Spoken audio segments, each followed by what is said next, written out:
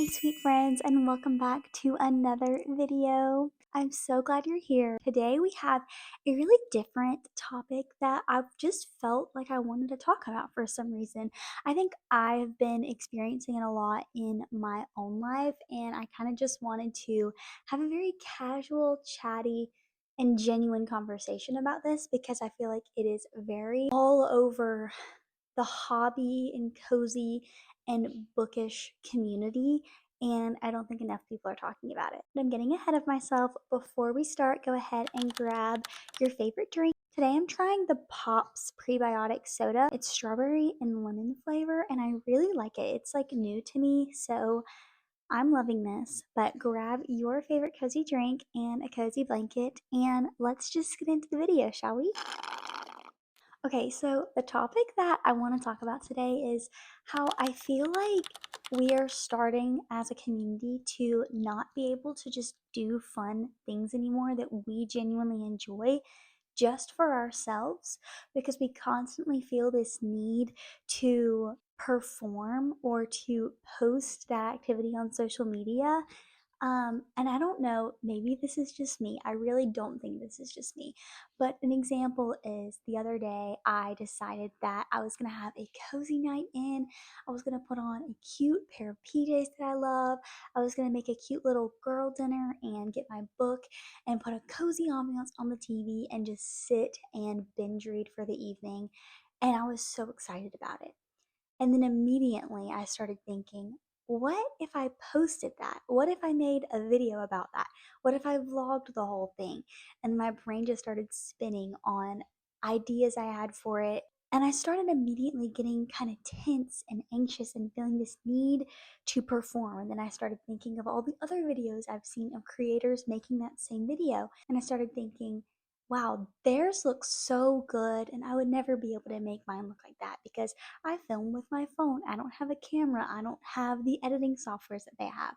And I immediately started spiraling into being anxious about this pressure I put on myself to film an evening that was originally just going to be a very rare, calm, cozy evening with just me and no other distractions. So I don't know if you guys have experienced this or not, but it's something that I personally have really been struggling with. This constant need to perfectly romanticize and capture every whimsical, nice experience I have in my life. And I think maybe just diving right into it, I think maybe part of it is because we have gone too far into the ditch of romanticizing our lives. I am all about romanticizing my life. That's pretty much my entire personality.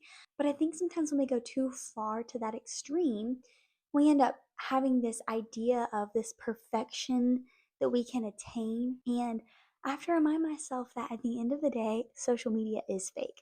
And everyone says that. And the creators who have the cutest videos will even say, like, hey, my day to day life is not these adorable little flower emojis that I attach to every video or the filters that I put on my video. Like, at the end of the day, everything is kind of just normal for everybody, and a lot of stuff is staged sometimes.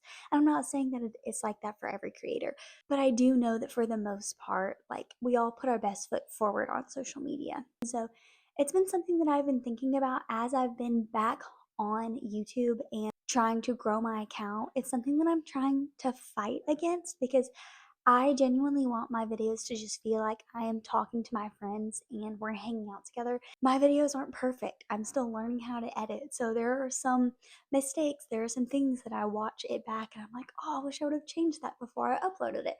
But at the same time, like, it's okay because I don't want people on my channel to feel like everything is perfectly curated and picture perfect because that's not how real life is. So while I'm all about romanticizing life, and I think we should and can do that, and it's such a beautiful thing that God has allowed us to do, I think there's also another side of it of being able to say, you know what? It's okay to take this evening and put my phone away and not film a single bit of it. That beauty can still exist in that moment just for you, and you do not have to share it with the whole world for it to exist. So I don't know if that makes any sense, but for me, it is something that I had to remind myself.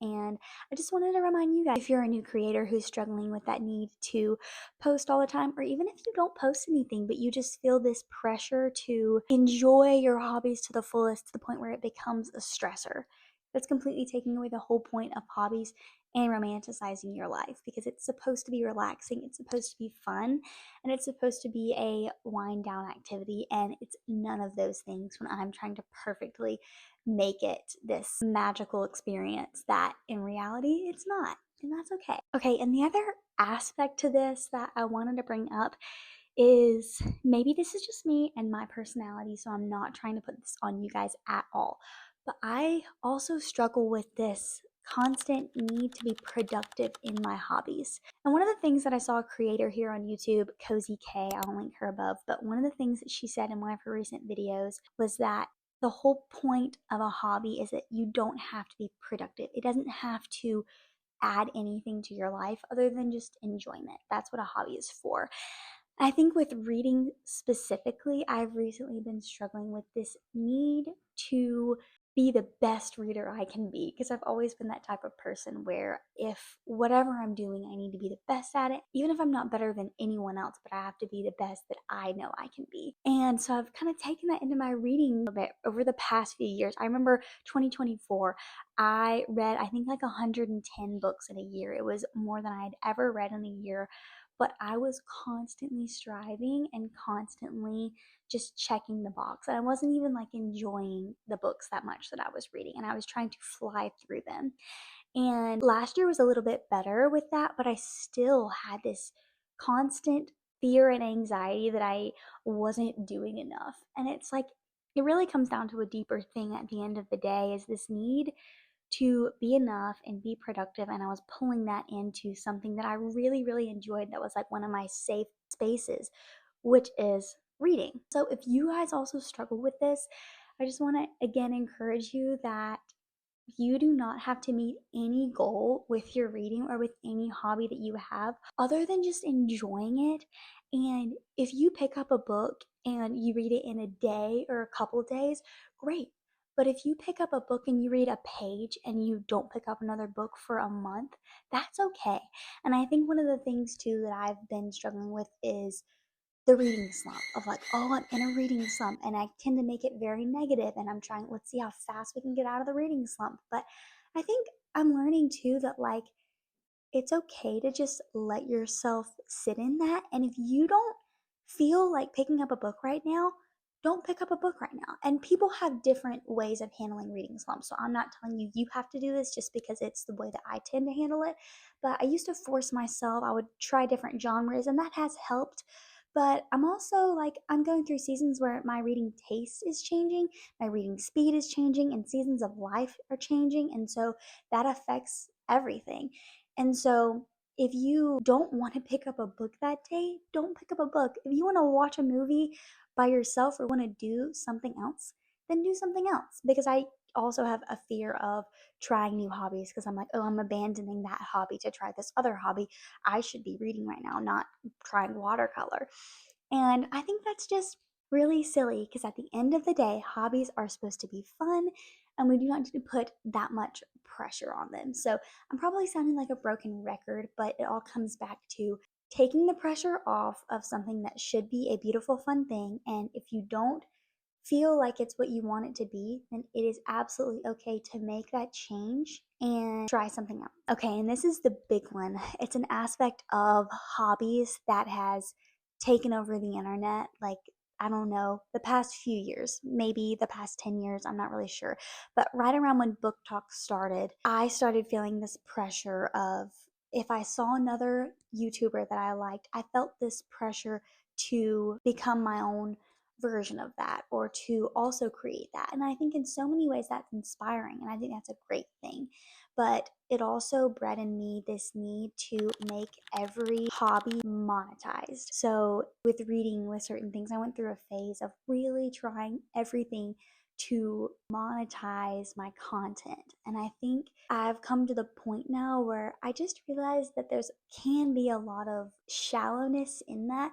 I went to it thinking that it was going to fulfill me in so many ways, to try so hard to monetize. And while I think that that's important and it's a goal that I still have for myself, I kind of had to take it off the pedestal that I was putting it on, because at the end of the day, I'm doing this hobby because I enjoy it and it makes me happy and it's a passion of mine.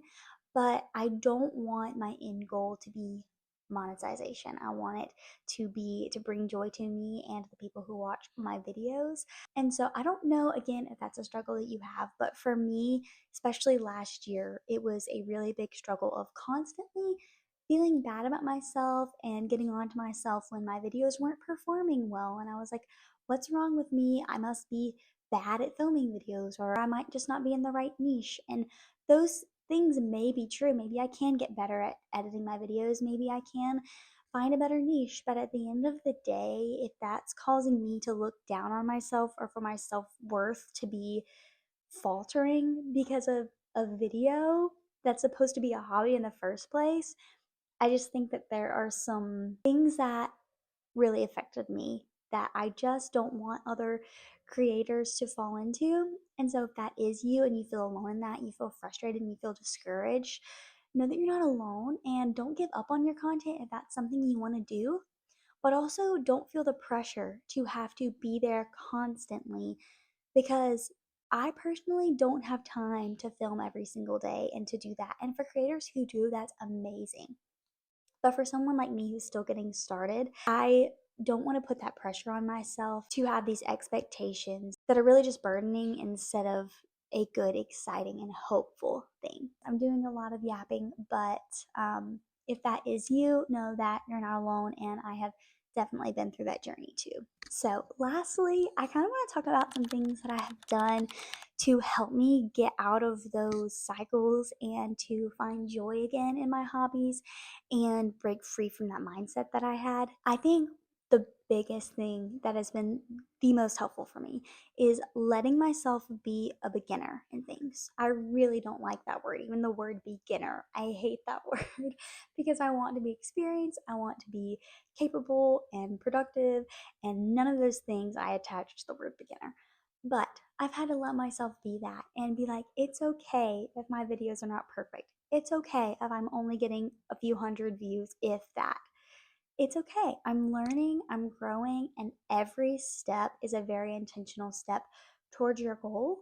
And I'm learning to be okay in that waiting period and not wanting every video to have some big result, but just to meet a new friend or to have a good conversation with somebody in the comments of my videos. Like, those are the things that I'm learning to find joy in, and the creation of the videos. I have so much fun sitting down and filming the videos, and so just slowing down and getting away from this need to be super consistent and have this super polished look on everything. And the last thing, I kind of already touched on this, but I would say do things for fun. Like a couple weeks ago, I went back and I started watching some of my favorite movies from my childhood at night instead of reading. And for a little bit, I was like, oh, this feels stressful. I feel like I should be reading and I should be doing other, hobbies that are like my main hobbies. And I had to be like, you know what? No, this is a really good exercise for me to do something that I want to do. It's not going to provide me anything to have watched that movie other than just actually being able to rest and enjoy what I'm doing. And you guys might be watching this and you're like, oh my gosh, like, I've never been like that. I just sit down and enjoy what I'm doing. That's amazing. I so wish that I could be there. But for whatever reason, my brain tends to be very task based and priority focused. So it's very hard for me to just watch something and not have it be attached to another task. But that's something that's really helped me, is just doing something for fun, even if it may not be one of your main goals for your year or your hobbies. If it sounds fun and you want to do it, go for it and try it. And if you don't like it or you love it, that's great. Either way. Okay, guys, that was a lot of yapping, and I feel overwhelmed that I've shared this much, to be honest. But I think it's a really good opportunity to get a conversation started. And let me know if you guys feel this in the social media world, in the book talk, booktube world, or just in hobbies in general.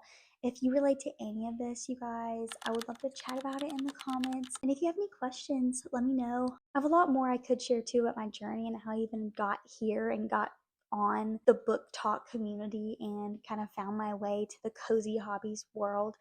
So if you have any questions or you have any other videos that you want to see from me, definitely let me know in the comments below. And I also just wanted to say thank you guys so much for 100 subscribers. I know that may seem like a really small number to most people, but for me, it's not. I have been on YouTube for like 3 years now, maybe, and I haven't posted consistently all through that time, but it has been a long time coming, and 100 subscribers, it just feels amazing to me, and I'm so thankful for you guys. So thank you for being here. And if you're new here and you're watching this video for the first time, then go ahead and click subscribe. I would love to have you here on the channel. But I think that's all for this video, guys, and I will see you again very soon in the next one. Bye, friends.